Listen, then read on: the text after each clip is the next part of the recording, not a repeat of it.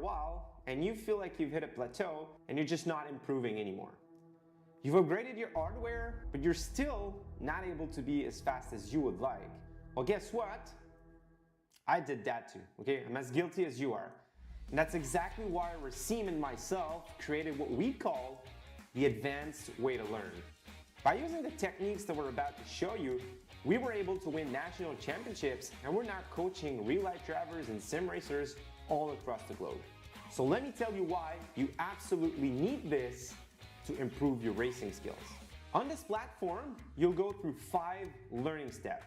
The first one is going to be to watch video lessons so you can take in all that theory. The second step will be to answer quizzes. We've created some questions to test your knowledge. Next, you'll have to partake in challenges. Here, you'll have to prove to yourself that you can apply what you've learned. You'll go on track and you'll try to beat the instructor's lap times or sector times. Following the challenge, you'll be able to send your onboard replay so instructors and other community members can help you improve. And lastly, you can get involved in the community to meet some new teammates and learn from others. This platform is a back and forth discussion between us, the instructor, and you, the students. If you're serious about becoming the best driver out there, this is the advanced way to learn.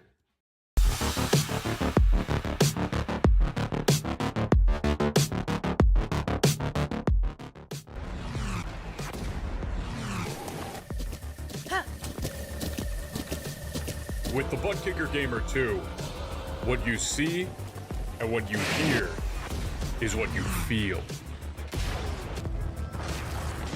ButtKicker, the future is feeling.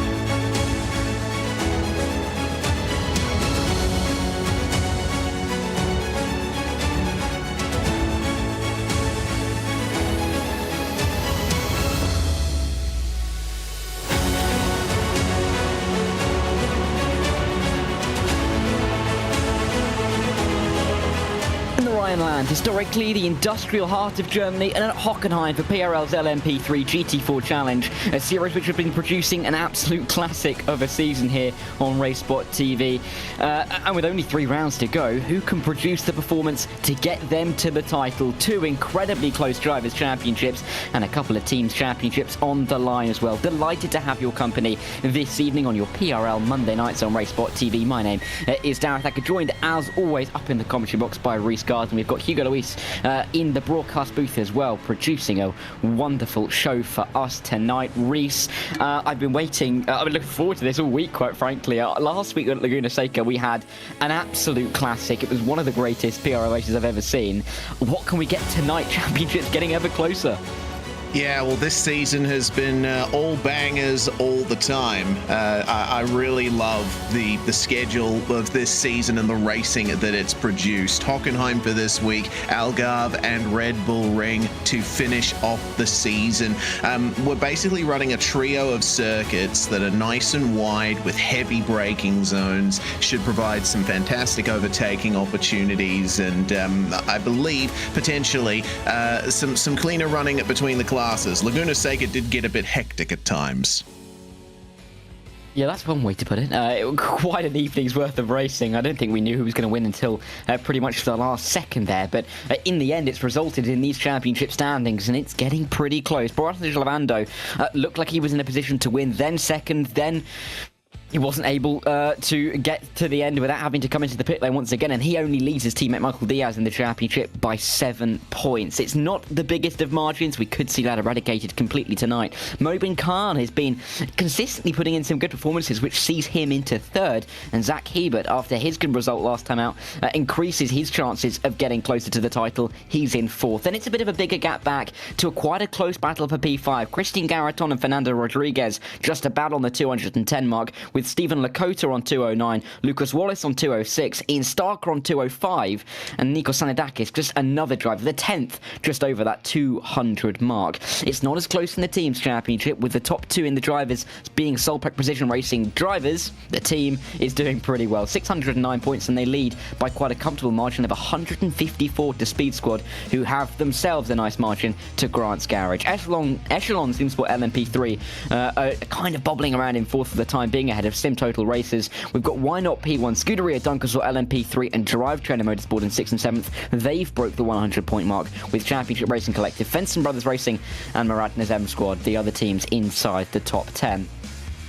Over in the GT4s, though, I feel like this has been the championship we've been talking about the most. It's been title season, and you can see it painted in black and white for you there. Aiden Young, 275. Aaron Myers, 273. It really couldn't get much closer than this. 3 rounds to decide the title tonight will give us a great indication of who is going to take a march. Matthew Wykov, Myers' teammate, sits in P3, and it's Michael Terrafina, the only other driver over 200 points, who sits in 4th. Again, quite close when it's get to P5 in the championship. Kalen Tobin and Jeremy Miller tied on 197, with Kristen Cadet just 1 point back. We've got Kate Smith, Gabriel Gignac, and Kurt Hahn inside the top 10. Kurt Hahn will be looking to get himself a couple of positions higher this evening. Chasing the Delta lead the team's championship. Of course, their drivers 2nd and 3rd, and so they have a 103 point advantage over Team Beef, but they're in a bit of a battle with Vision Esports. Fiercely Forward GT4 and Valhalla Motorsports are 4th and 5th, with JDL Esports the only other team over 300 points. Middle of the pack Racing and Hyperion are over 200, with No Team and Hamster Racing rounding out our top 10, hoping to get to that 200 mark tonight. But before we get into our action, we of course have to thank our sponsors who make these PRL broadcasts possible. Firstly, with Advanced Sim Racing, owned and operated by passionate sim racers, Advanced Sim Racing designs and builds the sturdiest and most durable aluminium profile racing simulation cockpits available in the market today. All PRL members also get a 5% discount on ASR products using the Precision 5 coupon code. Xbox Sim Racing offers mid and high-end button boxes for sim racing enthusiasts, from the casual gamer up to the most meticulous sim racing driver. Competitively priced and carefully handcrafted, our button boxes are an enjoyable addition to any sim racing setup. Visit raceboxsimracing.com and get a 5% discount using the Precision 5 coupon code. ButtKicker products add incredible immersion and realism to every single game. Feel every nuance and truly put yourself into the driver's seat with ButtKicker. Maradness is a lifestyle brand motivated by motorsport and founded by professional race car driver Daniel Murad. Mr. Hedge Sim Racing Photography. Capture your finest, proudest, or simply worst moments from your hobby in up to 8K resolution. It is, of course, a great addition to any sim ring. And, of course, Advanced Motorsports. Get ready to learn to be fast with Advanced Motorsports. Follow them on all of their socials to become a better driver. And we do, of course, thank all of our sponsors who make these PRL broadcasts on RaceSpotTV possible 5 nights a week, apart, of course, from this week. But We really do thank all of their support, and it means, Reese, we can get our teeth into qualifying. We've seen, particularly in the GT4s, how we've had a bit of a difference between qualifying and the race. Aaron Myers has done better in qualifying. Aiden Young's done a little better in the races. I think tonight's going to be an interesting one to see if Aaron Myers can keep that up, because if Aiden Young can steal a march as he's currently doing, that can maybe give him the edge, as we only have 2 races to go after this. Yeah, indeed it could. Well, Aiden Young is certainly a man that loves Hockenheim, and it was a wet race last season. There was a bit of controversy between Young and Myers coming off the start last season at this very track, where Young went a little bit early and cut to the inside of the final corner on the way to the start, and ultimately Aaron Myers was spun off the circuit as a result. They'll be hoping to avoid something like that here today, but it just goes to show how closely these guys are matched, and you know, the pressure of the battle can sometimes get to them. Young is currently on top, and well, he's not that far ahead of Myers, but that lap is going to put him a tiny bit further ahead. It's going to be just a bit less than 2/10 the gap for the GT4 pole. Christian Garreton doing very well in qualifying for the LMP3s, as we can see. Michael Diaz currently on provisional pole for that class. Boris Ovando, the championship leader, hasn't set a representative lap time yet. He's still down in 13th with a time 3 seconds off, and well, he's brought that down to a lap within 9/10 of a second or thereabouts. So we'll have to wait and see what Boris will be able to do to get a bit closer to his teammate. It's basically a non-existent championship gap for both of our classes here today. Yeah, and it's what's going to make it so intriguing throughout the rest of the season, just to see who can claim that slight edge over the rest. I'm really looking forward to seeing how this race is going to pan out, but we've still got a couple of laps left to go in qualifying. Christian Garreton wouldn't mind getting himself towards the front, and P2 is not a bad place for him to be in. The number 57 doing a good job tonight. Couple of drivers were waiting really for times in that LMP3 category. Boris Lavando not setting a representative lap time. Same can be said for Mobin Khan. You'd expect them to jump up, and as I say that, Boris Lavando, championship leader in the 2-2-2, 4/10 clear, and that's quite a marker, isn't it?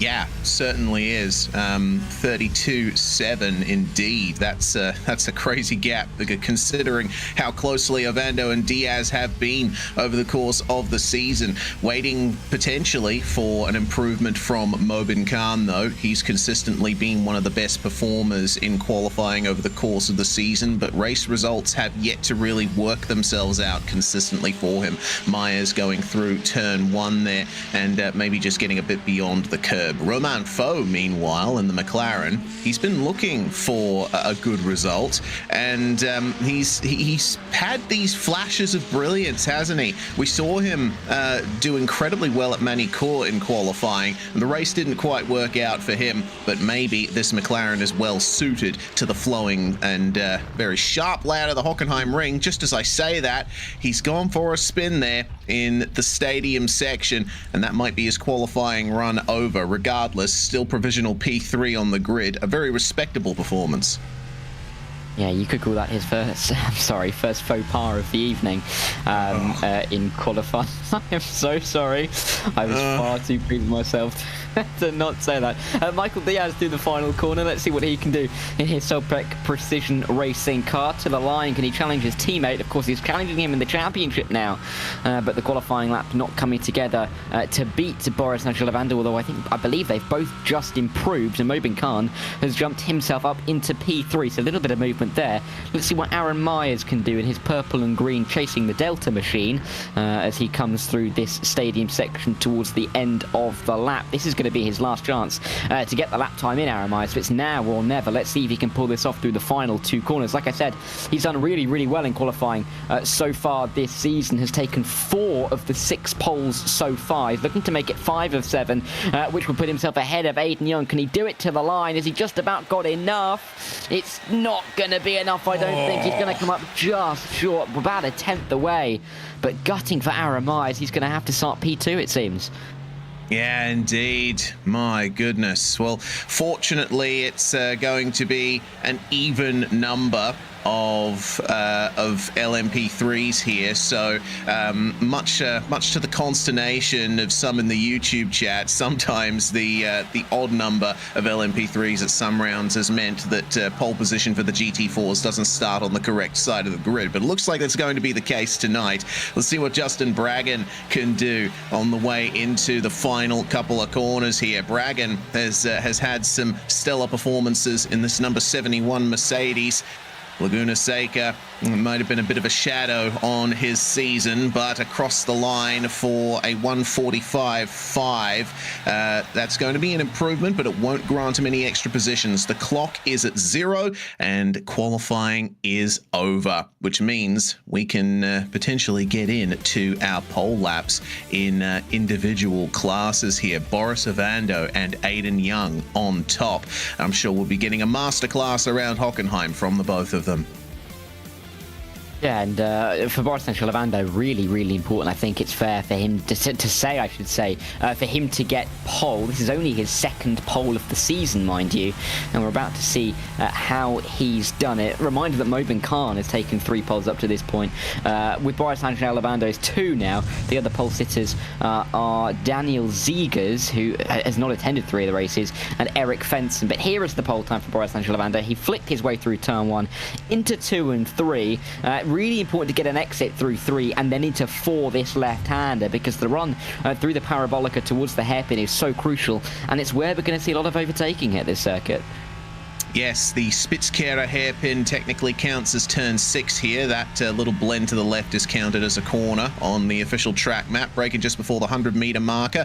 Ovando is using the entry curbs quite a bit on this lap. I saw him climb all over the entry curb on the way into turn 1, so he's obviously very confident in his car's capabilities here. All about traction through this section of the Hockenheimring. You got to try and slow down as much as you can for this tight left-hander and control the wheel spin, control the rear end of the car. You can go almost flat out through that right-hander, and then it's time for the stadium section where the track really narrows up. Yeah, let's see how Boris Ovando can do. You can see him riding all over that outside curb and carrying all the momentum he can, taking it through the left-hander, staying well off that inside curb as well. Not wanting to unsettle the car. Through the left, into the right, staying off that curb to open up this penultimate corner. Still opening up the car all the way is their rotation towards the line. Through the final corner, using the exit curb. And Boris Ovando, that is the fastest LMP3 lap we have ever seen at Hockenheim in the PRL. Beating our previous best, which I believe was set in the wet with Dayton Lowe just a few months ago, actually. Here is Aiden Young's pole lap. He's going to flick his way through turn 1, and mind you, I do also believe this is the fastest GT4 lap we've ever seen at the Hockenheimring in the PRL, but bad news for Aiden is he's taken it off Jerome Bertillon, so there may be words said after this. Indeed. Speaking of Jerome Bertillon, he had the organizer position for the LMP3 GT4 challenge up until a few nights ago. Now, Matthew Wyckoff, teammate to Aaron Myers at Chasing the Delta, has taken up the organizer position for this league. So Wyckoff is the one posting the driver briefings in Discord before the race. Congratulations on your promotion, Matthew, and may this reign be profitable and long. So for Aiden, out of the hairpin, nice and smooth. I haven't seen a hint of oversteer for this car on this lap. It seems like this Mercedes is quite stable around this circuit. Look at the smooth turn in there. It's almost Jensen Button-like. He just points and the car goes exactly where he wants it. Yeah, the control that Aiden Young has on the car is really telling, not just in the fact that the confidence that he's able to put into the car, but also the pace he shows, and to some extent the confidence in himself that he has throughout the races. When we interview him after the race, he often seems like he could always feel like he could find a little bit more time. He's never always completely happy, and that's exactly what a champion would say, you know, always trying to find the extra 100th, the extra 10th, and that's exactly what Aiden Young is doing here. Such a polished lap. You can see him riding the curbs with ease, and like you said, not a hint of oversteer, getting the car to the line, and that is why he was on pole. Mind you, that was only a 10th faster than the time that we saw for his championship rival Aaron Myers. But Drivers are in warm-up now. They're going through their final little preparations before we get to the race. I mean, this is the kind of time for the drivers where they can kind of dial in for the race. Do you, Reese, for you, I know we haven't spoken about this much, whenever you've done a race, is warm-up something you enjoy doing, or does it give you a little bit too much stress? No, I think it allows me to get out there and get into race mode, so to speak. You know, you put the fuel back in the setup, you do a couple of laps, see what the conditions are like, and it gives you something to do. If anything, I get more stressed on the grid. You know, when everyone's just sitting still and waiting for the timer to go down. I think warm up, it just allows drivers to focus on their cars one more time before things start to get really stressful for the race. Yeah, and I think it just gives a little bit of, it takes the pressure off a bit, because you're not sitting there, I think, as you touched upon, not sitting there waiting for everything to start. You can kind of get yourself into more of a calmed zone when you can, you know, circulate the car for a couple of minutes. But here is the grid that will take us to green for this 7th round out of 9 in the LMP3 GT4 Challenge, and it will be Bryce Lavando, the championship leader, to lead us to green. Michael Diaz is in P2. He's in P2 in the championship. Mo Binkar's in P3. He's P3 in the championship, so those top 3 will be trying to get away from the rest. Maxime Grenon leading the charge of everybody else. He's in 4th ahead of Daniel Zegers and Christian Garaton. 3,000ths between the 3rd row. That could be quite a tight battle. Zach Hebert, P4 man in the championship, with a little bit of work to do from P7. And Stephen Lakota, a driver who's at 1.2 seconds off the front, but he's been bouncing around the top 10 so far this season. What can he do from 8? Eric Fenson and Fernando Rodriguez are on row 5, with Kyle Harner and Daniel Oliver making up row number 6. Lando Tager and Nikos Sanidakis are on row 7, 2 drivers that we've seen fighting quite a lot this season. And then the grid reared up by Lucas Wallace and Chris Massey, 16 drivers in the LMP3s tonight.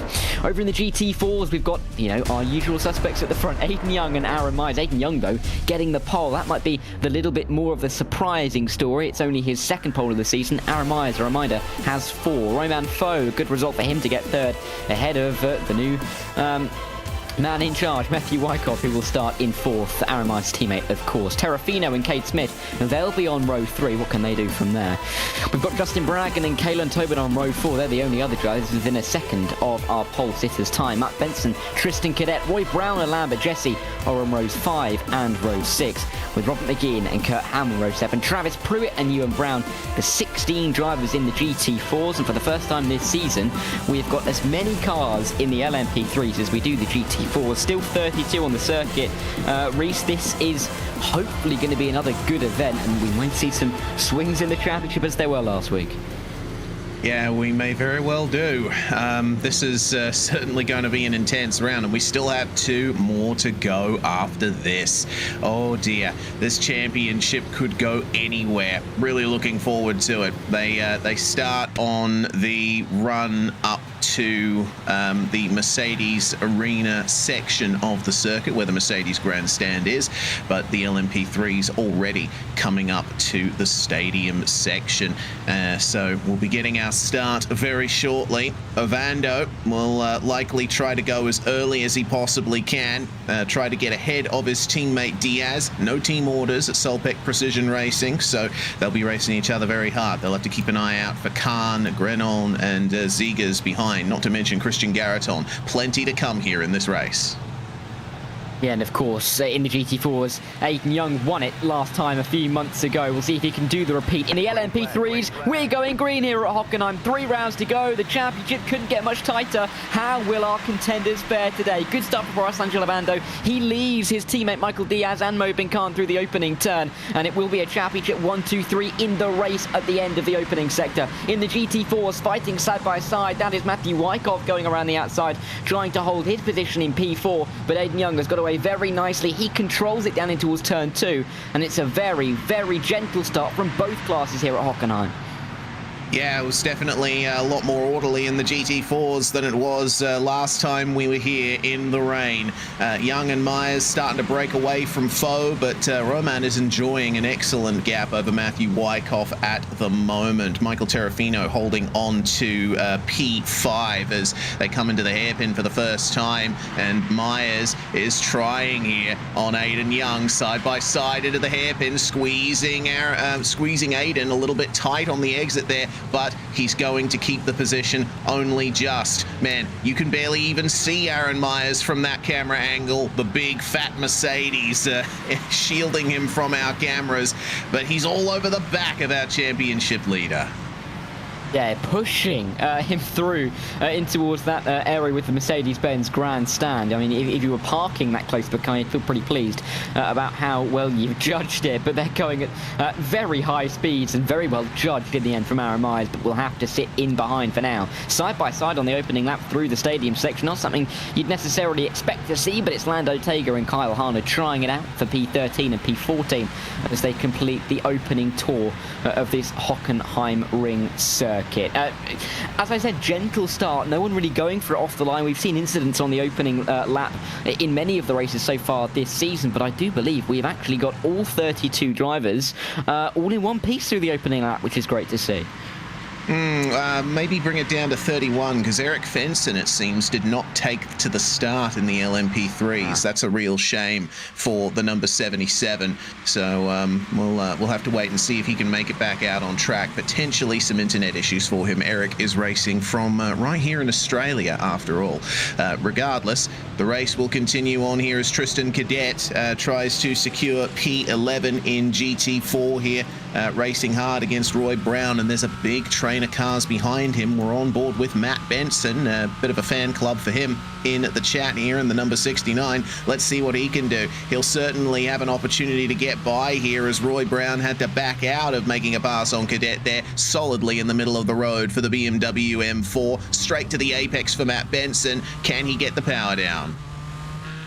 It seems that they're going to have to just run line of stern as they get into this flick at turn 7, and in the end it will be Tristan Cadet who's able to hold on and gain a little bit of time as they make their way through the right hand. Difficult braking zone down here as the Mercedes-Benz grandstand is in front of you. We do see incident down there with drivers maybe going a little bit too opportunistically towards the inside, but it's all nice and calm for the time being. I think that little section of the racetrack out of the hairpin towards this part of the track is where we're going to see a lot of the bold moves done by the LMP3s, where they're going to feel like they have to make a move, and it could get a little bit argy-bargy, but we'll have to wait on that little bit of time before we see any kind of lapping. But again, quite nice and calm, even if we do have 31 cars. Good to see that everybody is keeping their wits about them off of the start, and especially good considering we've got the top 3 in the championship in the LMP3, 1, 2, 3. We've got the top 3 in the GT4s in the championship, 1, 2, and 4. It couldn't really be set up much better, could it? Yeah, certainly. And I mean, we're not seeing any huge moves here in the opening laps just yet. It seems like perhaps the most orderly start to one of these races that we've seen in a while. Maxime Grenon here trying to get past Daniel Zegers for P4, but other than that, people are running in trains and perfectly happy to do so, as Grenon has a little bit of oversteer there on the exit of the arena. What I'm thinking is fuel saving might be a big part of this race, particularly for the GT4 lead. Aiden Young and Aaron Myers, there's a little bit more space between them now. Aaron will still be picking up a bit of slipstream from Aiden, and potentially will be using that to shorten his pit stop. So keep an eye out for the pit cycle that should be coming up around about the half-hour mark of the race as per usual. But will we see anybody go a little bit earlier this time around? It's going to be an intriguing battle, I think, in that regard, because we're going to see drivers, I think, change it up a touch, especially when you've got these championship battles. But it's going to have to be something that we keep an eye on. Interesting, really, that I think that Michael Diaz is staying so close to his teammate Sergio Lavando. He's running really up the rear, and it's going to be interesting to see the dynamic here, because of course, being teammates, you'd expect them to be a little bit cooperative with each other, but at the same time, Reese, I mean, if you're both fighting for a drivers' championship, there's 7 points in it. Are you really going to hold yourself back? Absolutely not. Diaz and Ovando, they race each other very hard. I've seen that in multiple leagues in PRL over the course of the last couple of years. So Diaz will be pushing as hard as he possibly can here. It's a gap of 7 points, as you say, and there's not much of a points gap between positions here in the PRL. There are bonus points for pole position and fastest lap, as there's side by side going on further back. That's Lando Tager and Lucas Wallace, with Kyle Harner just behind them. Yeah, Diaz is going to have to get some consistent finishes over Ovando if he wants to really challenge for the championship. 7 points, yeah, it is a small gap, but as far as PRL goes, it can turn out to be a difficult gap to make up. Yeah, it's going to be, I can't disagree with you there, and I think it's going to be quite a theme throughout the rest of this race as to whether gaps can be bridged in that regard. You can see on the right-hand side there, we've got our live championship standings, which is absolutely great for us. It also will update with dropped rounds. I know some of you watching in the chat will probably be thinking, is that going to count? Yes. The drop rounds are factored in, and even if they have to drop this round, that'll be factored in as well. So that is the real live championship standings, and you can see that as it stands, Ovando has that 10-point lead, but if Diaz can get through, it's going to be a bit of, I think it's a 4-point swing if Diaz can get through. So it would come down to 6 if that were the case, but still going to be close either way, and maybe Khan moving up as well. So interesting to see how that's all panning out as we get through this race. We'll be able to give you the updates this week and for the last 2 weeks of the season, and it's going to help myself and you out, Reece, I have no doubt, because it means that I don't have to do any maths in my head. Yeah, of course. It's going to work out really well for us. Meanwhile, in GT4, as it stands at the moment, Aiden Young would move over to quite the championship gap there, it seems. Let's see if he can get that done. Remember, Aaron Myers has a... I'm not too sure if those standings are correct, because it shows Aaron Myers in 4th there. There's definitely a lower gap than that between them. I was going to point out that Aaron Myers has the advantage of his drop round being 0. I mean, it is an advantage in some ways and a disadvantage in others. He wasn't here for many course, so his drop round, his drop points are officially 0. It means that, yes, he ends up gaining points overall by not showing up, but it means also there's a lot more pressure on him. Meanwhile, the gap is starting to come down here for P4 and 5 in the GT4 class. Michael Terrafino run on the back of Matthew Wyckoff as Romain Foe's McLaren is starting to drop in pace a little. Young and Myers are pulling away.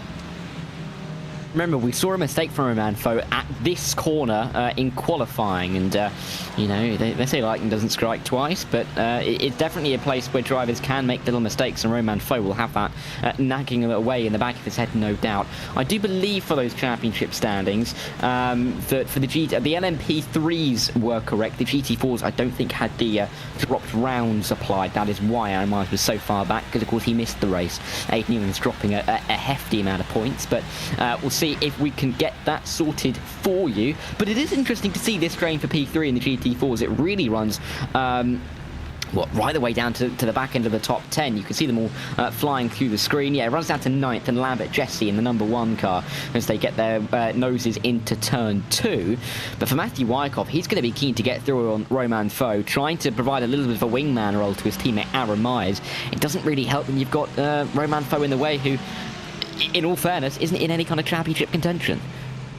Yeah, Foe wasn't here for the first few rounds of the season. We only started seeing him around about round 4, round 5, I believe.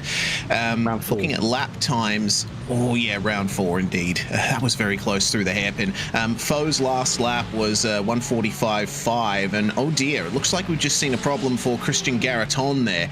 Garaton falling to P14. There's been some kind of big issue there for him.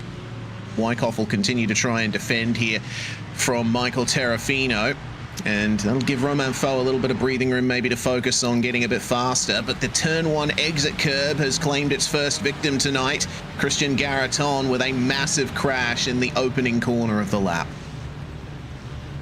Yeah, and it's not ideal for Christian Garaton, albeit he is still out on the circuit. I believe he's still circulating, if the timing tower is to be believed. So we'll have to see how much that ends up affecting him. He's dropping a little bit of time, but sticking to the back of the train. This is a replay of what happened earlier. That's Nikos Sanidakis. That's him getting Lando spun around in the rear.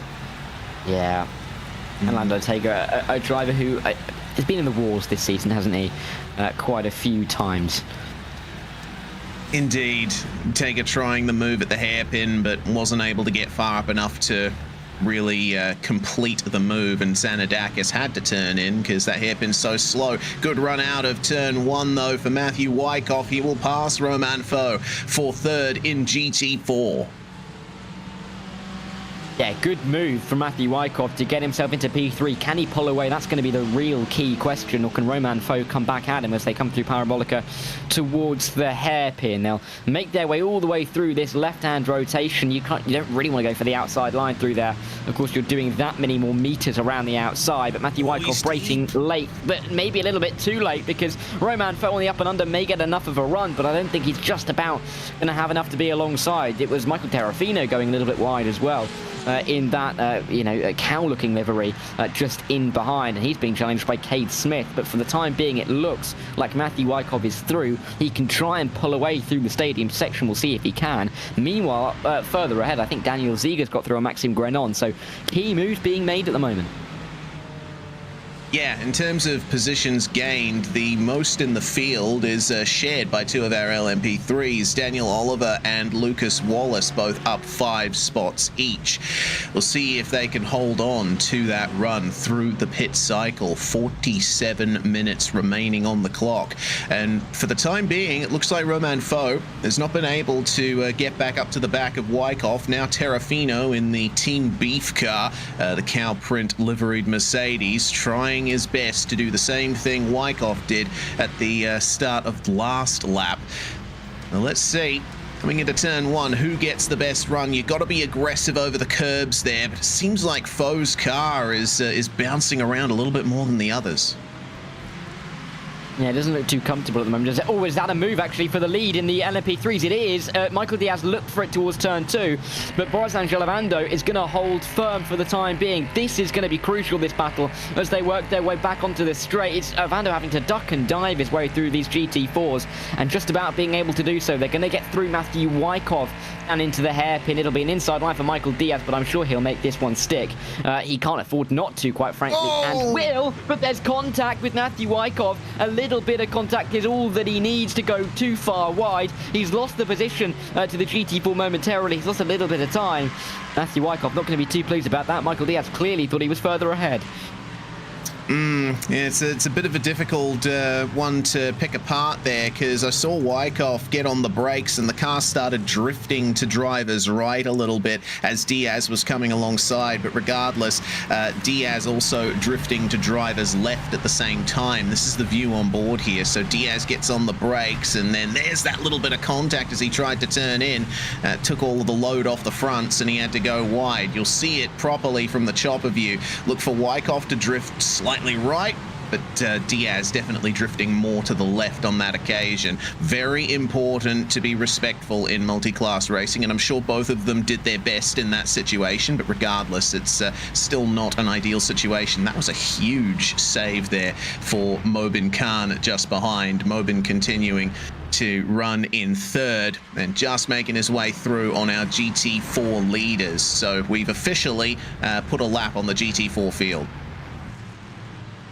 Yeah, and it's only taken us about 15 minutes to do so, so you'd expect it to happen a couple more times inside line. I think that is going to be for Zach Hebert as he makes his way through on Matthew Wyckoff, and they will work their way back onto this straight in an orderly fashion. Meanwhile, this is Cade Smith. Cade Smith really benefited. He was running in P6, but that red, white and blue car is now ahead of both Michael Terrafino and Romain Faux. He's gone from 3rd to 6th.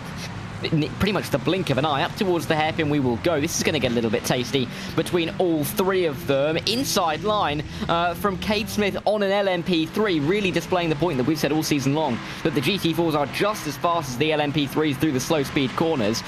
It's getting a little bit chaotic down here, isn't it? Romain Faux to the inside of Terrafino should get that one done, but Terrafino's not going to give this one up too easily, is he? No, Romain Faux at least gets one position back from the 2 that he lost, and the great beneficiary, of course, was Cade Smith.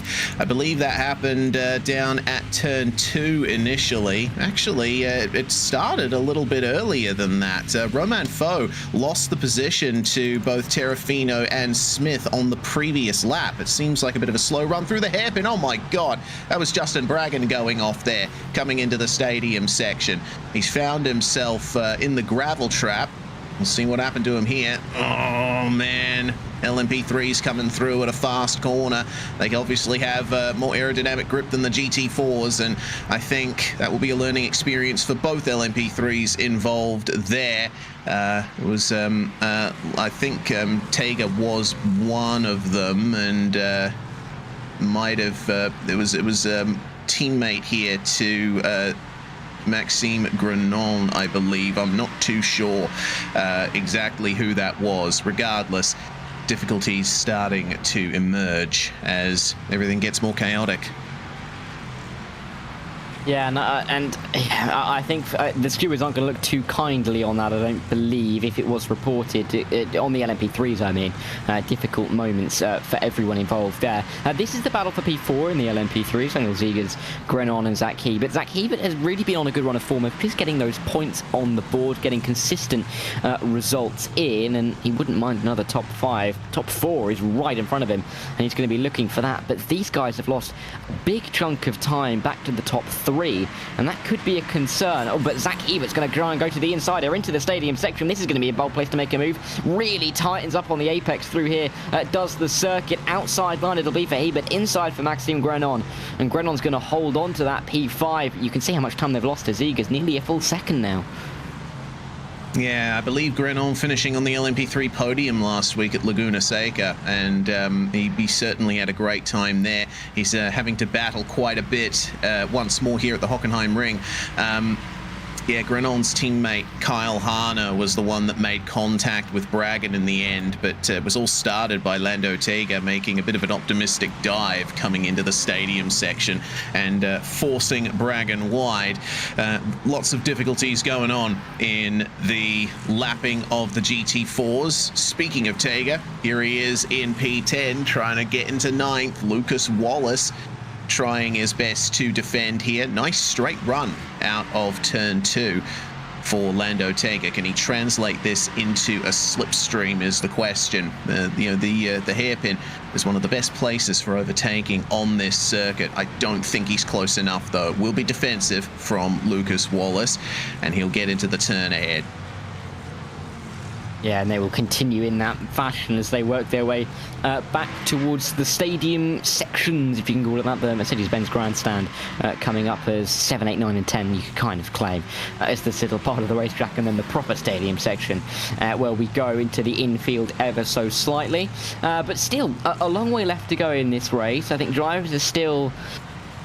particularly for the title contenders, and at the front of the race is going to be feeling each other out, trying to work out what each other's going to do on strategy, and trying to work out what they can do to almost supersede the ideas that the others may be having. 2.3 seconds is the gap between Young and Myers. Myers has a little bit of work to do to close that gap. Diaz, though, I think we need to talk a little bit about him, because it feels like he's tracking Boris Angel Ando, and he has the pace seemingly to maybe go for the move, but he's not doing it just yet, because he's been right on the tail of Ando for a while now in a way that we haven't been able to see too many drivers do, but he's not gone for it yet. Is this more of a chess game, do we think? I think it's a chess game. I think the last time that we saw these guys as close as this was the Hockenheimring round a few weeks ago, and it was a right good battle between these two there. Diaz, I think, just holding back a little bit. He will be pushing as hard as he can, obviously, but maybe lifting off just a little bit earlier in the braking zones, taking advantage of the slipstream, potentially saving those crucial few milliliters of fuel that may result in a slightly faster pit stop. Traffic is obviously going to be a factor, as we saw over the last few laps. It's all about traffic management if you're an LMP3 driver. Interesting to note also that Maxime Grenon has gotten the fastest lap of the race, and he's the first driver into the 132-second bracket in this race. 20 minutes in. Keep an eye out for Grenon. Maybe he'll be able to make some gains later. And he's definitely a driver that we have to bookmark because he can be a driver that pulls off these good performances, albeit we've only seen him in 3 races so far, but a good result last time out, a podium, I believe it was in the end, last time out, albeit unexpectedly, really shows why he has to be a driver that you worry about throughout a race. He can pop up in positions where you don't necessarily expect him to and really benefit from it. So Daniel Ziegers and Zach Hebert will know that, and I think they'll fight him accordingly. But gaps opening up in quite a few of these places and keeping it tight in others is, I think, going to be an interesting theme when we get to the lapping again, because for some it's going to be quite easy. For others, like these two, Ovando and Diaz, we could see moves being made or gaps being grown when we get to the GT4s, which could be quite an interesting theme, because Diaz, we saw it actually down at turn 2, didn't we?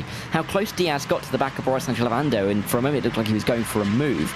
That's definitely an element to this race that you wouldn't get in a single class race. That's what the multi-class aspect will give us, but it's whether Michael Diaz wants to stay behind, with it being a chess game. Does he just want to sit in behind regardless, take the fuel save? Yeah, I think especially with more GT4 traffic on the horizon for them, probably best to stay behind. You don't want to be the one punching the hole in the air and pushing hard trying to keep up the gap when Ovando is clearly the slightly faster driver. Meanwhile, this pressure that Daniel Ziegers is suffering from Maxime Grenon for the time being, I certainly don't envy his position. I wouldn't want that 3-3-2 in my mirrors. I'm not saying that Maxime Grenon is a dirty driver, but it's more the thrill of the battle starting to come to the fore here. Grenon has been consistently faster over the last few laps. He did lose out a little bit there, as that's Mobin Khan spun on the exit of turn 1. I think the exit curb might have claimed another victim there. Yeah, facing the wall as well. Horrible place to be stuck, but he is going to drop right outside the top 6. Oh no, must have hit the wall on the exit of the corner. Maybe lost it and bounced across the road. That seems unlikely, but we'll have to get a replay and see what happens. But that's gutting for Mobin Khan. It's fair to say for him, his season's been littered by a couple of mistakes, and you're absolutely right. And I was actually right. He did hit that outside. You were right in him hitting the outside curb. I was right in saying he hit the outside wall. Oh, and then he almost strolls it and drives into a place he doesn't really want to be. Yeah, now look at the wheel angle there. See that? Oh, man, nearly 90 degrees left hand down. That car is not making it to the pits anytime soon. So he's trying his best to get it back to the pits under its own power. So all drivers are going to have to be careful of Mobin Khan there. He's just made it out of the hairpin. And more racing here as they make their way through on the traffic. Grenon trying to get it done on Ziegers, and now Zach Hebert is right in the fight for the last position of the podium in the LMP3s. And this is exactly what we were talking about the likes of Grenon, Hebert and Oliver, how just being stuck around, Ziegers, Grenon and Hebert just being stuck around in this kind of area. Things can happen to drivers in the top 3. We saw it last week, we're seeing it again as there's a battle for the lead. The two teammates, the two title rivals, Ovando and Diaz side by side. Ovando's going to hold the lead through turn 4, but Diaz with the favourable line as they make their way through the Parabolica turn. Is he going to be able to have a run to the hairpin? They're going to be right up close together. They are going to be side by side. Inside line is elected by Michael Diaz. Can he make it work for him, or can Ovando tiptoe his way all the way around the outside? These two don't want to take each other out too hard, otherwise the team's championship might come under a little bit of risk, but it does seem that Diaz has the run. He's got the inside line, and he may have some GT4s to help as well. Ovando going to have to sit in behind, or is he? Around the outside, he's going to get helped out by the GT4s, and they're going to be side by side into this tight left-hander. In the end, though, Diaz takes the lead. He takes a bit of an advantage as well, and what a move from the 17. Yeah, Ovando having to go a bit tighter there to get past Roy Brown. Great move from Diaz. He has turned up the wick now. He spent all of that time sitting behind Ovando, trying to judge the move to come, and he ultimately got his chance at turn 2. Good stuff there between our race leaders in the LMP3 class, but more GT4 traffic here in the final sector. Diaz going to dip up the inside of Justin Bragan, and Ovando will follow him through. Meanwhile, Zach Hebert's gotten by on Maxime Grenon for 4th place in the LMP3s. Good stuff between them, and the battle between Lucas Wallace and Lando Teague is still going on as Ovando's going to take the lead back at turn 1. What a move from Bryson Lavando. Can he hold it, though? He's got a little bit wide. Diaz back up the inside. These two have been scrapping for a full lap now. Inside line for Michael Diaz this time. It was roles reversed from this time last lap, but it'll be the inside line. Better run from Bryson Lavando than we saw Michael Diaz have, and he's going to retake the lead on the inside just about. Or is he? They're side by side regardless. The shortened run through the corner will favour Bryson Lavando, but he's not gaining that much time. Nothing to split these two as they're nearly door banging their way up towards turn 6. Critical moments in the championship. Up and under, it seems, has been chosen by Bryson Lavando. Does it work? He's got a great exit. He's got the run. Has he got enough room to make this to the inside? He does, you know, but does he have the pace to finish the move off? The answer is no, and Reese, this rolls on. It certainly does. Ovando turns in. He's going to go around the outside of Diaz, give himself the inside for the turn to come. Diaz has to give him room there, but Ovando will yield just in time for the next lot of GT4s to come up. Diaz had a bit of a micro lock up at the apex of the hairpin there, which stymied his run just a little bit. Regardless, he will maintain the lead for the time being, and we are about to come up on the window for pit stops. We've already seen Zach Hebert and Daniel Oliver visit the pit lane from the LMP3 class. Neither of these guys are going to go for it here. As, man, Diaz making his way through on Kalen Tobin there in the Aston Martin with barely any room to spare through the final turn. Yeah, this has been a frantic couple of laps, but these are the moments in the championship that we could look back at and say, if it comes down to a few points, this is what has swung the championship one way or another. We're coming into the final couple of corners now in this battle. I think that was Lando Tega fighting it out, but regardless, they continue as the top two will continue to fight. This is the battle we're going to have to focus on because these are so critical moments for the championship. Ovando chasing Diaz again, not going to be close enough down into the hairpin, but the GT4s might have something to say into this corner. Yeah, they might. Ovando just trying to sneak to the inside of the hairpin there, but the tighter line on the way out means you can't get on the throttle as straight, and so Diaz gains a little bit more of an advantage. Here they are on the back of Matthew Wyckoff now in the number 4, and they'll get through cleanly on him. Ovando very deep on the brakes there, but he will get it done, only just, and now they'll have to wait for our top 3, or sorry, top 2 rather. This is a very interesting fight. Interesting to note that Daniel Oliver and Zach Hebert had abnormally long pit stops, and Oliver was asking in the InSim text chat, has anyone else gotten a random penalty? I think, I don't know if that was a random penalty assigned on track or potentially a pit speeding violation. I honestly don't know what's happened to Zach Hebert and Daniel Oliver there.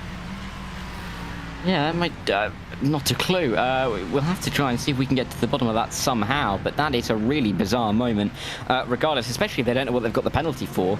So that is bizarre. Gutting for Zach Hebert, especially because, of course, he's in a form of a championship battle. Well, I mean, he's a little bit too far back to probably be in the championship battle, but still doing very well, trying to get a top 3, especially with the issues that we've seen from Mobin Khan, who is in the pit lane. But we're approaching half distance. We've had a dramatic first 30 minutes.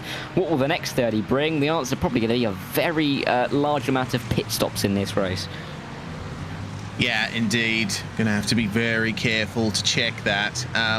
Christian Garaton is the next of our LMP3s to make his way in, and I mean this might not be what happened to Hebert and Oliver, but what you can see here is he just touches that green concrete and runs a little bit wide onto the grass. I don't know if it's triggered this specific penalty. I don't know what the threshold is, but you do get an unsafe pit entry penalty if you run over that green painted asphalt there on the way into the pits. So drivers will have to be careful of that. Yeah, it's a track where the pit lane is it's somewhat difficult here, and you can see it on board with Zach Hebert as he makes his way in. But it's not as hard as some. I think Laguna Seca last week's a pretty tricky one with the tightness of the turn-in that you have to make, the left-hander, before you really get to the pit lane limiter line. even the Red Bull Ring can be tricky, especially when you're coming off the racing line into the penultimate corner. That could be quite scary when we see some multi-class racing there in a couple of weeks' time. But Hockenheim is not the worst, it's fair to say, but still not the best. A lot of these pit lanes aren't too kind for our drivers. Oh, there's a spin, though, in one of the GT4s. I think Bragan. It's one of the yellow... yeah, Bragan, I was going to say. The yellow and green car of Justin Bragan going for a bit of a spin and mowing the lawn through this stadium section as he works his way through. Pit stop there in the LMP3s. That could be Lando Tega. As they work their way through, could equally be Stephen Lakota, but we'll work out who that is in a second. I believe it is Lakota, actually. Okay, well, we see Bragan lost it by himself coming through the hairpin there. We were focusing on this battle because Roy Brown only recently got past Tristan Cadet there for what at the time was 10th spot, and then Justin Bragan lost it, and now he's trying to get on a recovery as well. Just makes the move on Cadet there coming into turn 2 out of 3 and 4. He'll keep the momentum up, but Cadet in the slipstream. The BMW is known to be one of the more difficult cars to drive in the GT4 class, so full credit to Tristan Cadet for sticking it out in this white machine. He won't be able to make the move up the inside of the hairpin. I think he might just be biding his time here. He knows that Bragan is technically a faster driver, and despite his mistakes, he'll probably try to jet away. So probably for the best to stick behind and try to follow him in the slipstream, maybe stand a chance of getting back past Roy Brown. Yeah, and those two will battle their way out for P9 for the time being. Lambert Jesse, of course, not too far up the field either, so they may be targeting him in the second half of this race. Interesting to see that after I mentioned about 10 minutes ago, the gap between Aiden Young and Aaron Myers being about 2.5 seconds, the gap between Diaz and Ovando being pretty much nothing. Bit of a roles reversal for the time being, because the gap in the GT4s is now just under what it is in the LMP3s, and Aaron Myers coming on strong at the end of this opening stint, and even if he's gaining even just a 10th a lap, it is working for him at the moment, and he's getting ever bigger in Aiden Young's wing mirrors and in the rear mirror as well. Let's see if this makes any difference, but we've seen strategies cause changes in the race without overtakes happening in the pit lane. Could Aaron Myers be trying to manufacture something like that? Yeah, you never know. Hearing some news that Daniel Oliver did indeed cut across the white line on pit entry, so it was not a random penalty. When you enter the pits at Hockenheim, you do need to be careful not to touch that green painted asphalt on the way in. You have to commit early, and drivers will try their best to gain as much time as they can on the way into the pits, because that's where most of the time is made up if the rest of the pit stop goes all right. But yeah, Hockenheim can bite at the best of times. More pit stops as well. Looks like Travis Pruitt from the lower end of the GT4 field has made his way in. We've had a few of our GT4s start to go for their stops here. Cade Smith, the most recent, with a 21.9 second pit stop. It looks like around 20 seconds or so for the GT4s. Pit stops running about 16 to 18 seconds for the LMP3s, as Grenon is the next driver from our top class to make his way into the lane. Early stops, relatively, I suppose. It seems like the LMP3s are going for a very late stop here. Let's keep an eye on our leaders, though, because have a look at Aiden Young and Aaron Myers. I mean, there's a little bit more of a gap between them now, and Myers won't be getting as much of a slipstream benefit as he used to. Maybe he'll be able to get the run in the pit stop cycle, potentially undercut him. Yeah, and I think these are all going to be elements of the thought process for the drivers who have to make these decisions, and they're going to have to make them relatively soon. Time is ticking away. Only 26 minutes remain in this race at Hockenheim, and you can see Aaron Myers by the meter into that braking zone, closing up. LMP3 slow off the exit, not going to help out Aiden Young at all, and Aaron Myers now within that 1 second window, and it's looking pretty good for the number 22 for the time being. We're going to have to see who pits when, but I don't think they're going to be too worried about challenges from behind. Matthew Wyckoff, Romain Faux, a good 8-10 seconds back from these two, and once again, we've seen it how many times over the last few months on a Monday night in the PRL. It's Aiden Young against Aaron Myers in the GT4 car, and it's going to come down to the wire. These two have had a monopoly on this category for quite some time now, and I really do await the day that anybody arrives to try and challenge them, because it's going to be so difficult with the experience that they have obtained throughout this series. I did see Aiden Young over the weekend, actually, on RaceSpotTV in one of the iRacing official special events. Actually, I thought, oh, it's Aiden Young. It's Aiden Young. He's not in the GT4, which shows he's a jack of all trades. But very much specifically in this GT4, is he an absolutely rapid driver? Yeah, he's made that fiercely forward Mercedes work well for him over the last few seasons. He has had a fantastic finishing record in this car. Well, 24 minutes remain on the clock, and we're still waiting on pit stops for our top 7 in the LMP3s and our top 7 in the GT4s, plus Kurt Ham, Robert McGeehan, and Ewan Brown further down in the field. We're about to start seeing that pit stop notification light up, though, I'd imagine, because there's only so far you can get on the restricted fuel tank in this series. Yeah, but I think drivers are going to be pushing it to its limit. It's just a question of how far can that go. Aiden Young getting held up a little bit again by an LMP3 coming through, I believe, that time. That very much could have been Maxime Grenon in the 332 coming through on his own for the time being, as quite a lot of these cars are now. Of course, we've only got I think it's now 30 cars on the racetrack. I don't know if Mobin Khan has got back out onto the circuit, but it's not the most populated that we've seen so far this season. I remember at Indianapolis, it was almost just a sea of cars, especially when we saw the first lapping. It's got a little bit more sparse for the time being, but still quite a hefty grid. But at this Hockenheimring circuit, a relatively long circuit for this calendar that we have, drivers are spreading out a bit, and it means that we are seeing some more focused battles like this one in the GT4s. Yeah, it's a long way from Laguna Seca, isn't it? Laguna Seca, a very tight circuit, even though it is quite fast and flowing itself. Out of the pits comes another of our LMP3s. Looks like it's Fernando Rodriguez that's emerged there with our GT4 leaders. And if you're interested in Mobin Khan, he has made it back out onto the track. He spent 9 minutes in the pits getting all of that damage repaired from his crash, so he's just circulating and trying to get some points from here.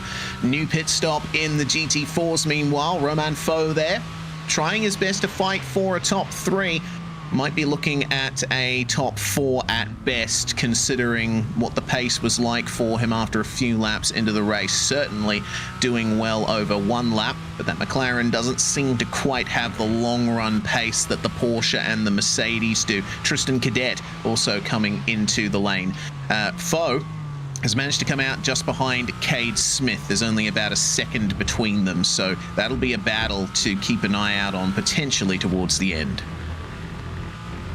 Yeah, and it's going to be a really intriguing battle. We've already had, well, at least one of our battles in the LMP3 lead. I feel that we can't get to the end of the race without Aaron Myers having a look somewhere with the pace that he's currently showing, but it could all change after the pit stops. 21 minutes still to go. How far can they push the tank? If they go around once more, then we know that it will be at least 2/3 of the race. Let's see as they get into the penultimate corner. Very tight line from Aiden Young. He comes into the pit lane before Aaron Myers. Could that be because Aaron Myers has saved a little bit more fuel? We'll wait and see. I'm sure, though, Aaron Myers will hope that his pit stop is ever so slightly shorter than his rivals. Yes, so Aaron Myers will lead a lap here in the GT4 class as Aiden Young comes to a stop, and looks like everything going smoothly so far. He didn't get the black flag for crossing the white line on pit entry.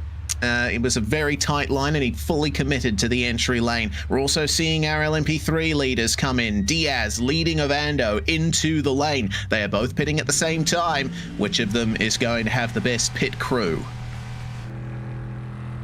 let's see. They're going to roll into their box. They're going to stop on their marks. Can Boris Saint-Germain stop on his marks? It looks like he has. We've seen that be an issue for a couple of drivers so far this season, but they are just underneath the tower there, I believe you me. They are playing hide and seek, but they are just there. There they are. Who's going to pull out first? It's going to be Michael Diaz. Boris Saint-Germain right behind him, but Diaz with the advantage. He's going to have about 2/3, 3/4 of a second when they emerge from the pit lane, and they've also got another LMP3 in there as well, a lapped car albeit, but that could put a spanner in the works for Boris Saint-Germain. Yeah, we'll have to try and use the slipstream there off the back of Chris Massey, who came into the pits some 6 laps ago, seeing Nikos Sanidakis and Lucas Wallace come into the lane from the LMP3s as well. I think that's all of our LMP3s that have taken to the pits now. It was a slowish stop for Aiden Young, 22 seconds. So Aaron Myers might have a chance to get the lead here in the pit cycle. He's going to come into the lane. Try and stick as close to the inside as you can. Don't run over the grass. Slow down to 80 kilometers per hour for the run into the pit lane. Looks like everything's nice and smooth for Aaron Myers, but it all comes down to how much fuel he's going to put in that car. Yeah, let's see how quick this stop can be. We've got the split screen up. This is going to be crucial. Aaron Myers and Aiden Young. The championship is split by 2 points coming into this race. Aiden Young, of course, getting an extra little bit of a help with the pole position that he scored earlier on this evening. Can he get a win as well? Or will the championship tighten further? Away. Out of his box comes Aaron Myers. Is he away quick enough? He's ahead. He's going to be ahead. He's behind in an LMP3. He is ahead, you know, even with the momentum of Aaron Myers, of Aiden Young, I should say. I don't think he can get him. And there we go. The swap happens in the pit lane. Aaron Myers takes the lead. He hasn't looked for a move all race long. The strategy working out for the 22. And Aiden Young has it all to do to get back into the lead in this race. The stop was 2.2 seconds faster for Aaron Myers. Excellently executed stop there, but now Aiden Young is going to be filling the mirrors of that Porsche Cayman. Oh, here we go. I've loved the battles that these two have executed over the course of the season. They have been an absolute pleasure to watch, and we've got 18 minutes left in this race to work this out. And they're going to have to be battling on track now, surely. Yeah, Aiden Young's not going to give this one up lying down. This is exactly what we want to be seeing. This race is perfectly poised in both categories. We've got the P2 driver in the championship leading the championship leader in both categories, and both categories have the lead split by less than a second and a half. This is exactly what we wanted to see, and we have got just over a quarter of an hour to find out who wins this installment of the LMP3 GT4 Challenge in both categories, with a reminder, there's only 2 weeks to go after this.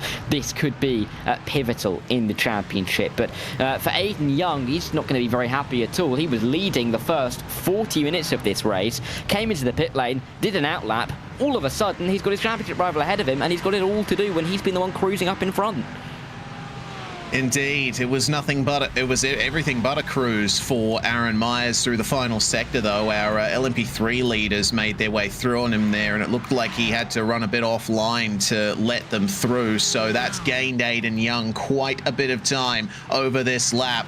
He's got the advantage of being used to the car in race conditions by a single lap more than Aaron Myers after that pit stop. And the slipstream will start to come into effect from here.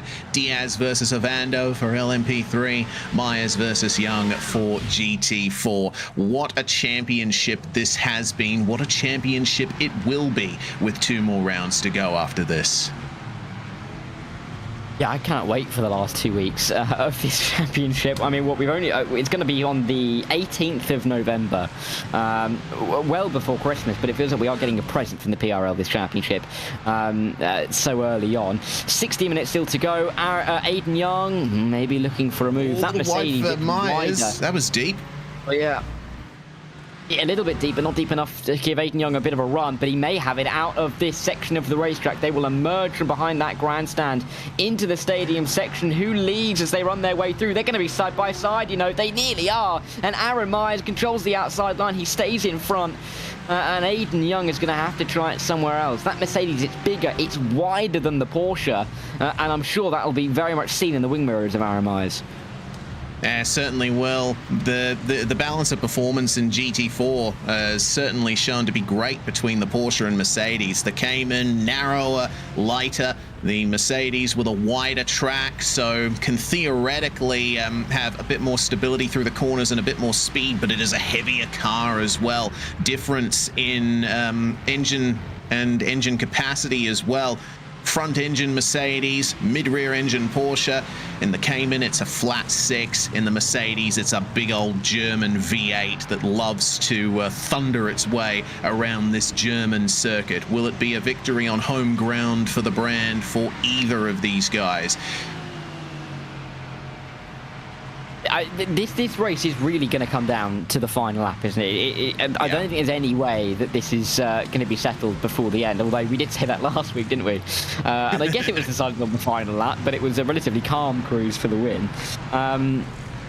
We'll have to see how this one pans out. Wide, that could be in the LMP3. I think that could be one of the drivers was running up near the front, Maxime Grenon, still in P4, but you can see dropping time on the tower. I do believe that is Grenon going a little bit wide. May have to settle for P4 if things were to stay as they are. My word, this race, I don't know how we can build this up anymore. It's almost like we're waiting for the trigger to be pulled on these battles because they're both running so close together. We're just waiting for one of them to make a move. Yeah, it's going to have to be a well-judged move to make it work, though, and for Myers and Young, they do have to keep an eye out for LMP3s in their mirrors, because they can certainly make things a little bit difficult. Fortunately, it seems Grenon up behind Young and Myers is just holding back through the final sector and letting these guys battle. That is a great show of sportsmanship there from Grenon. He could easily have nailed the power out of the hairpin and forced them both wide through the S's, but he elected not to do that. He waited until the straight to make his move.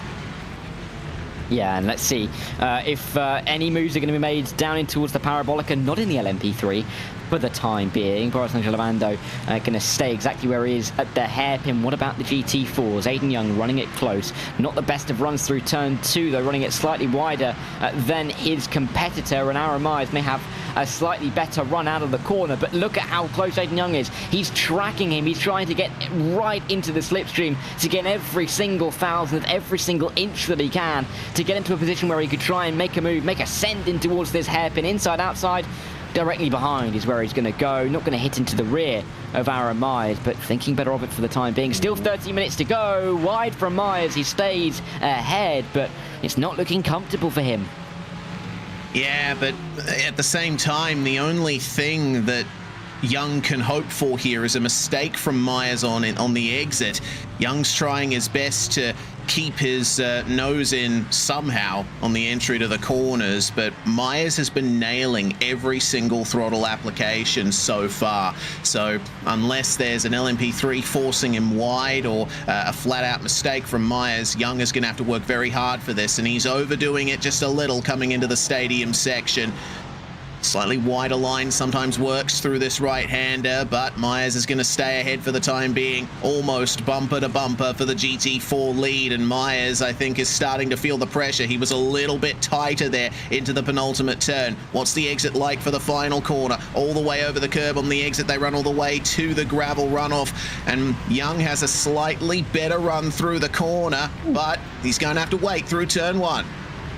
And Ovando has got down the inside of Michael Diaz at the hairpin, so he's been able to sneak into the lead in the LMP3s. Can he hold it, though? Because there's some GT4 traffic that may not help him out as they come into this Mercedes-Benz grandstand part of the circuit. Meanwhile, Aiden Young still searching for the move. This could be a run, though, from Michael Diaz on the back of his teammate as they work their way towards the stadium section. These guys could be going side by side. The GT4 leaders could be going side by side. In the end, I think Avando's just about going to stay ahead. How important could that Move B. What about Aiden Young? Can he get ahead of his championship rival? Not this time. They're going to run line of stern again, and they've got a little bit of lap traffic that they're coming up to. It's going to have to jump out of the way, and I mean, unintentionally does, going wide off the circuit. That could be Ewan Brown off the road, but that car now a full lap down.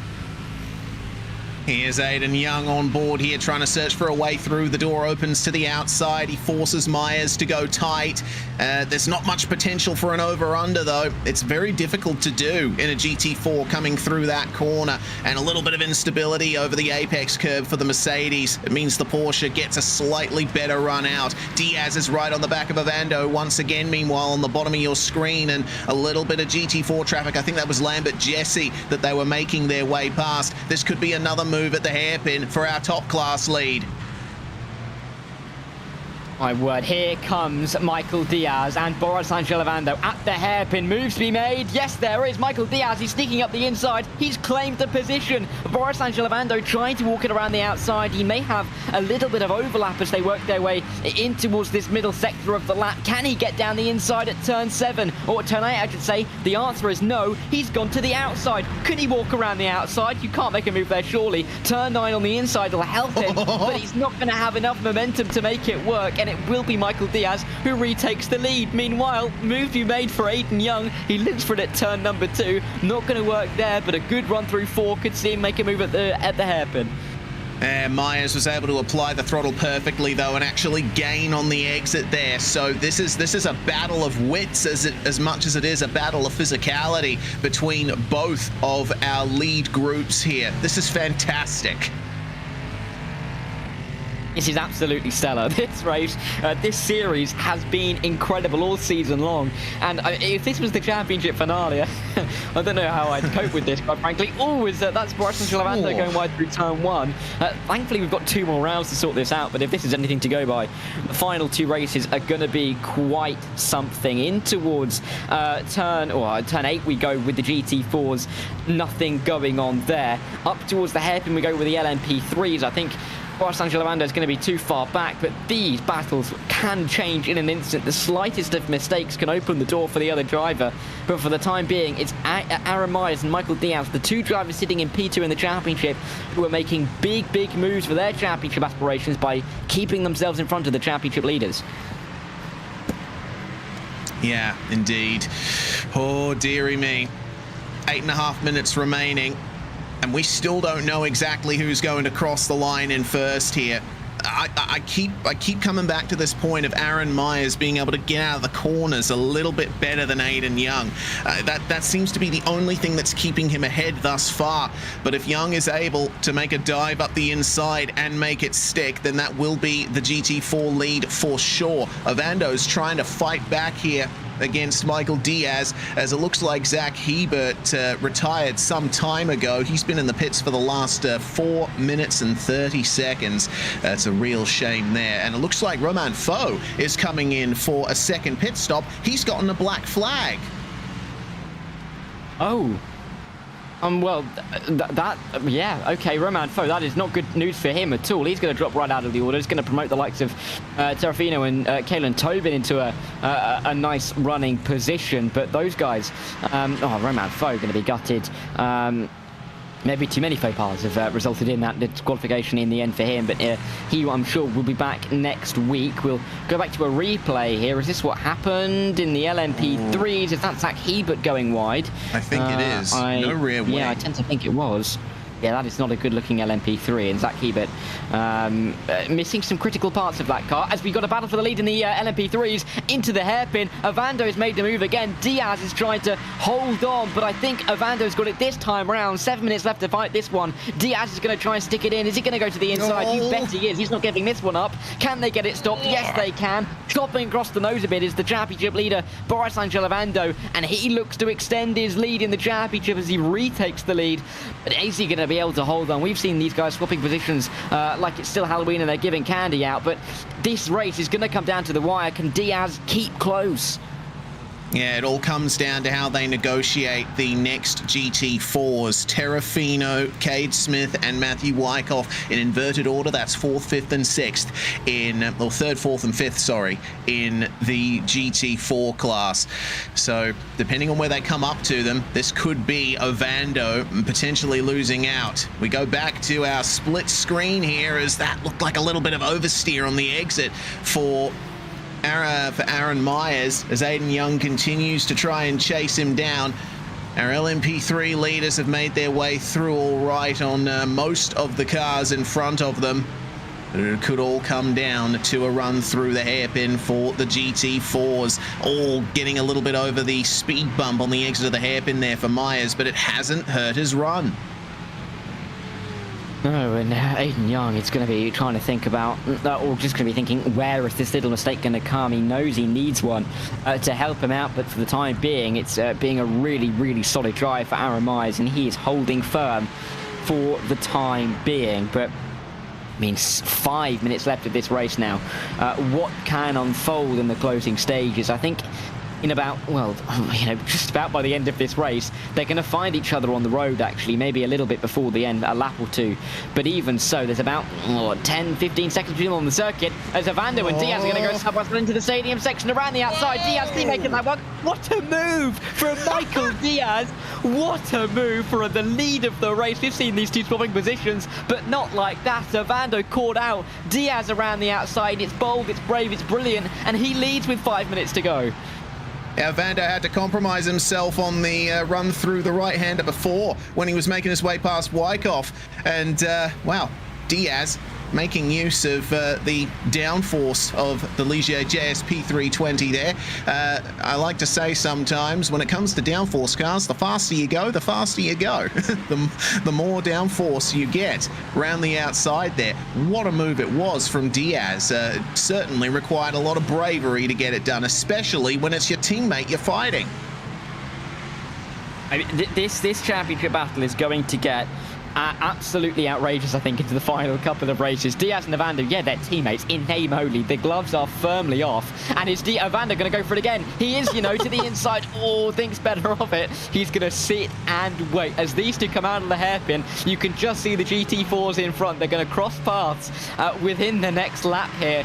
And with only 4 minutes to go, these two leading battles, if they trip over each other in these and the lapping causes some moves, I mean, it couldn't get more dramatic than that. For the time being, they might find themselves tripping over each other in towards the stadium section or even over the start-finish line. Regardless, we're going to have, well, how many laps left? They're lapping at about 132, 133, which means I think we're going to have 3 more to go at the end of this one, but it's going to be tight as they find each other on the circuit.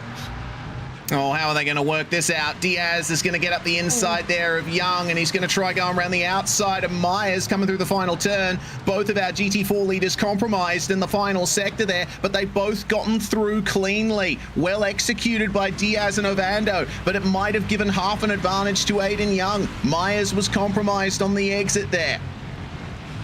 And I believe we're going to have 3 more laps to go. We are really going to be touch and go, but I think we're going to cross the line with a second or 2 to spare. And Diaz is going to be trying to run away as fast as he can. Aiden Young, outside line, turn 2, little bit of contact, lots of contact. The drivers are forcing each other off the road. Clearly the contact pushing them both wide. They get off of each other and they'll continue on. They'll have lost a little bit of time, but that won't matter. These two still fighting each other. Contact has occurred, but nothing has changed. They're still running next to each other. Wow. Okay. Yeah. Sorry for my voice going up so high there. I just saw them stick together there on the edge, and I thought surely Myers is going to spin it with that contact from Aiden Young around the outside. You could tell that Myers didn't want to give Aiden any room there on the exit. He wants this win, and now Aiden's going to have to try and fling his way further forward. I've got to wonder, though, does he have the pace left in the car to get it done? He is flinging it into every single braking zone here to try and get that advantage, and he's already catching up again. Let's see if anything can occur in the final 2 minutes of the race. Here's the lead for the LMP3. There's 7 tenths in it. I think Michael Diaz will be praying when he crosses the line. There's a white flag, but I do fear as he comes around the final corner, the time is ticking down. The last lap was a 1:33.3. He's going to have 1:34 to go now. Oh, this is touch and go. This is really in the balance, whether this is going to be the last lap or not. It's coming down to about a second or two. In the GT4s, Aaron Myers will be hoping that this is the last lap as well, but I think it's going to be a little bit futile just to hope on that. You've got to keep defending regardless. Through we come towards the parabolica and the hairpin once again. Not the best of runs from Michael Diaz. Avando's got to run. Can he make a move? Yeah, this is the question. GT4's ahead, catches a little bit of slipstream off Robert McGeehan, and the McLaren does Michael Diaz. Avando's going to fling it up the inside as well into the hairpin. Slightly wide at the apex for Diaz, but he translates that into a fantastic exit. Avando's going to have to search for something else. Meanwhile, Young is continuing to catch up to Myers here. He has the slipstream into the hairpin. We don't know if this is far and away the fastest lap, the last lap or not. My timing is saying that it is, so we'll have to wait and see what the results say here as it's coming down to the wire in both of our classes here today. My timing says we've got one more lap to go. That's just how close this race is being run. 22 seconds are on the clock. Michael Diaz is coming through the final sector. Is it the final lap? He's got 3 corners to go. If so, through the double right-hander we go. Timer ticks to 10. It's ticking down. Is he going to find the checkered flag? I don't think he is, you know. Out of the final corner. How much time have we got? 4, 3. We're going round one more time, ladies and gentlemen. A final lap decider. Diaz and Avando. 0.3 of a second, a minute and a half left of this race. Can Avando get the lead again? Oh man, this is fantastic. They've got one more GT4 to try and find their way past here of Tristan Cadet. It'll be nice and easy for the both of them. Cadet lets them go there on his left-hand side. The lead continuing to fling its way towards the hairpin, the Spitzkehrer. This is where Avando can make up a lot of time under brakes. He's having a look. He's too far back to make the move though. Meanwhile, on board with Aiden Young on the bottom of your screen, this is going to be his last chance to find a way past Aaron Myers. Has to nail the exit out of turn 2. And is he going to? Let's see. It doesn't look like he's got the best of runs, but a little bit wide for Aaron Myers may help him out. Avando not able to go for it down in towards the hairpin. I don't really see where else he can make the move. Michael Diaz, could the move down into the stadium section around the outside be the defining move, not just in this race, but in the championship as well? Only a handful of corners left to run. A GT3 getting in the way might change things up, though, as they work their way through the final corners. Aiden Young able to make a move down in towards the hairpin as we go. 3 more corners to go, 2 more corners to go. Michael Diaz has driven superbly in this second stint, finding a GT4 right at the point he doesn't want to, but he negotiates it successfully. Michael Diaz, in one of the greatest PRL races that we've ever seen, will win the LMP3 GT4 Challenge ahead of teammate and championship rival Boris Angel Avando. And with the sector to go here, Reese, you'd think that Aaron Myers could do the same. Yeah, it looks like it, but it's all down to no errors here in the final sector. Young's going to try and find as much as he can in the braking zones here. It's going to be hard to pass coming into these final couple of corners. He has to rely on a mistake from Aaron Myers, but the Porsche is lovely and stable over the curbs. Hit the second last apex, hit the final apex of the lap, power out, and the 22 is going to emerge ahead. Aaron Myers is going to win at Hockenheim, and the championship gap is closed. And what a race that was. I think as well, Aaron Myers may have picked up the fastest lap in the end of that race, and if that is the case, I do believe we will head to the next round, the penultimate round, with Aaron Myers and Aiden Young tied on points with only 2 races to go. What a championship we are having here in the LMP3 GT4 Challenge. What a season it's been so far. 2 championships. We come into tonight, 7 points is the largest margin. position. They are both closing, and they are both going to go to the final day in 2 weeks' time. In the LMP3's 39 laps is what decided it. 5/10 is all it came down to. Michael Diaz wins ahead of championship rival and teammate, as you can see, Boris Lavando. A bit of something that went under the radar, but clearly we can look at now. 1, 2, 3 for Celtic Precision Racing. Daniel Zegers picking up the final podium position. Maxime Grenon, he finished 4th ahead of Fernando Rodriguez, who himself had a bit of a battle with Lando Taker. Only 3/10 between those two. It was Lucas Wallace and Christian Garrett-On in 7th and 8th. Stephen Lakota and Daniel Oliver rounding out our top 10, but those guys well over a minute off of the winner. Sanidakis, Kyle Harner and Chris Massey were a lap down. Zach Hebert and Mobin Khan, sadly for them, 5 laps down after they came into trouble. In the GT4 though, it was the tightest of margins. Aaron Myers less than half a second, less than a third of a second ahead of Aiden Young. These two title rivals giving us yet another classic. I'm double checking the time page, and yes, best time in that race. Aaron Myers a 44.855, Aiden Young 44.905. So that's how close it was. Wyckoff for the Chasing the Delta team picking up another podium, and a great result for them. Kate Smith, underrated drive to get himself 4th, with Michael Terrafino, I should say, and Kalen Tobin in 5th and in 6th. Roy Brown and Lambert Jesse were the only 2 other drivers on the lead lap, with Justin Bragan and Tristan Cadet the only other 2 inside the top 10. Kurt Ham, Robert McGee, and Ewan Brown and Travis Pruitt, the other drivers, just a lap down. But sadly for Kyle Benson and Roman Foe, 3 and 6 laps down. But on the whole, every driver doing pretty much, well, at least 75% of the race, exactly what we want to be seeing. But we can try and catch our breath here, Reese. I don't know how much we can, but I think we're going to be able to speak to our race winner, Michael Diaz, who's with you now. He is indeed. Man, Michael, what a battle with Boris all the way through that race. Oh, absolutely. That was intense. It was. I lost count how many times we swapped the lead, but that was intense. What do you think was the secret to success here? Traffic management seemed to be a very large factor. Yeah, 100%. Traffic gave me the lead. It took it away, gave it back to Boris. I did that a couple of times. But yeah, it was just timing it, got a good run. Fortunately, at the beginning, I think I messed up and maybe slid into a GT4 and got some damage, but thankfully it wasn't too bad. Well, with drop rounds counted, you were 7 points behind Boris coming into this round, and that championship gap will be closed by a couple of points at least, going to Algarve for the next round of the championship. That's going to be another one of these circuits like Hockenheim, where slipstream is important, but plenty of corners where traffic can affect you. Unfortunately, I lost the fastest lap there at the end with traffic, and the way the points in PRL set up, I think I closed it by 1 point today, so it's really hard to make a run in the PRL with the point system they currently have. But I don't know, maybe Boris has some bad luck in the coming races and we can make it even tighter. But so far it's just 1 point, it's really hard to make a dent, so I don't know. Next race is gonna be wet. Performance, like PC performance, is really terrible right now on the rain, so we'll see how that goes. Yeah, indeed we will, Michael. Regardless, it was a fast, clean, and respectful battle between you and Boris. Thanks very much for joining us, and hopefully we can chat to you again after the round in virtual Portugal. Yeah, let's see how that goes. Thanks to you guys for the broadcast, and shout out to Boris. That was an amazing battle. I didn't know who was going to win that, to be honest.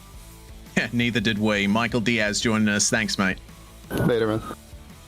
Michael Diaz there, and we're catching up with Boris Ovando as well, who joins us in the commentary box. Sarah, you stood by with him.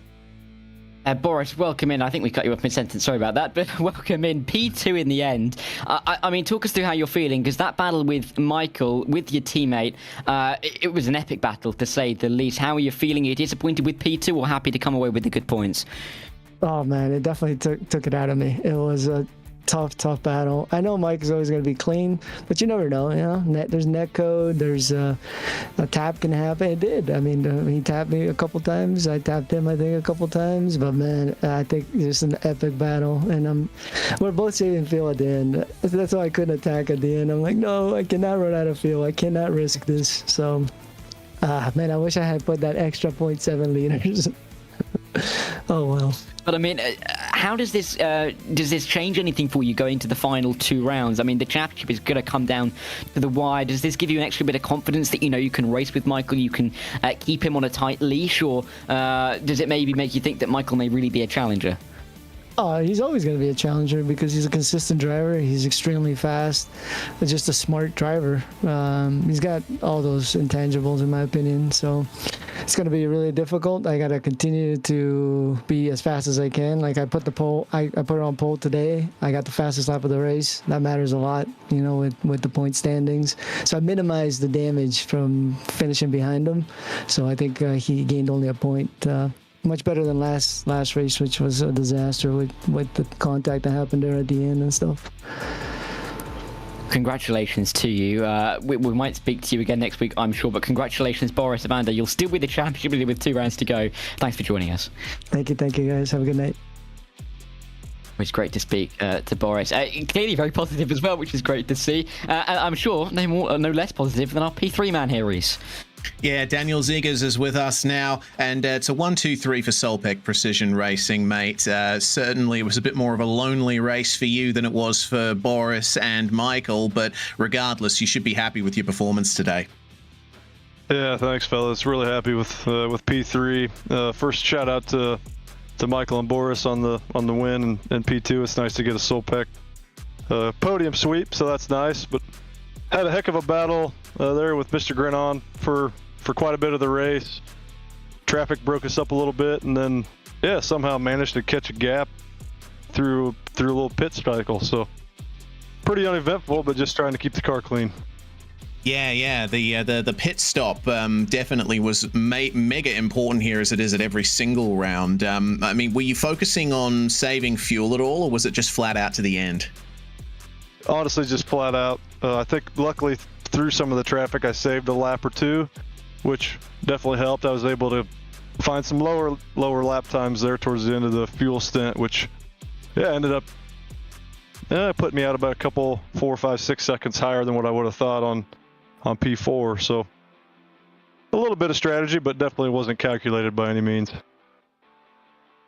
Well, regardless, it ended up netting you a podium in the end. And looking at the championship standings, it does seem that things will work out well for you going forward. You were 14th coming into this round after not starting the last 2 rounds running. Will we expect you at Algarve next week?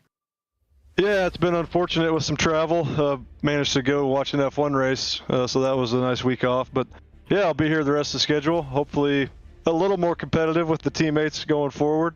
A little more practice will help, but yeah, hopefully finish the season strong and continue to be on the podium talking to you guys every week. Indeed. Hoping for the same, Dan. Thank you very much for joining us.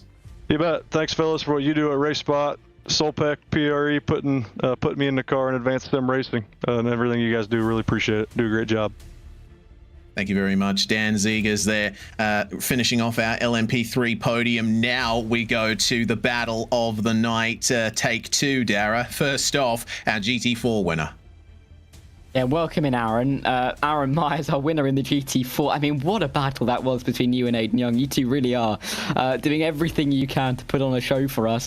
Talk us through the pit stop strategy. How were you able to save a little bit of time in the pit stop, and what were you thinking when you emerged from the pit lane in the lead? I mean, the strategy, once qualifying went down and Aiden put it on pole, honestly, it was expected. So the strategy from there was just a fuel save and stay within that 1 second range of them. Then after coming into the pits, and I noticed I had a little bit shorter of a pit stop, I came out in front and I said, okay, this is going to be a class of defense for myself, if anything. I mean, again, what a race for you. I mean, with the battle with Aiden, of course, you do have such great respect. I mean, were you surprised that there wasn't a couple more cents from Aiden towards the end there? Honestly, yeah. And not in a bad way either, but because I was fuel saving, I know he picked up on me lifting a little early, and I really thought he was going to try to make a move on the last lap into the hairpin. So I'm pretty surprised by that one. And again, congratulations. I do believe, and I think we'll tell Aiden this in a second, but I do believe with you picking up fastest lap, if I'm correct, in that race, then you and Aiden will be tied on points with 2 rounds to go. So how confident are you with coming out with the title in 2 weeks' time? I honestly think it's going to be 50-50. We keep trading, so it's a toss-up. I don't know anything else that we could describe as a toss-up this week. But thank you, Aaron, very, very much. And hopefully we'll speak to you again next week. Thank you, guys. Thank you so much. Great to speak to Aaron Myers, our winner in the GT4s. And Reese, we often speak to him as a winner. It's a P2 today, but Aiden Young's with you now. Yeah, indeed, Aiden. Very strong race for you, taking pole position, and Aaron was harassing you the whole way through there. It ultimately came down to the pit stop. What happened? Sorry, repeat that. My headset cut out. I was going to say, pole position for you and leading most of the way until the pit stop cycle. Aaron got a faster pit stop than you. Were there any problems in the pits for you? No, I took what my fuel calculator said, and last week I basically sputtered right at the line and right after the line. So not sure how he got a faster pit stop than me, unless he just underfuels his car and then just tries to fuel save, which is something I can't do. I don't have that capability yet.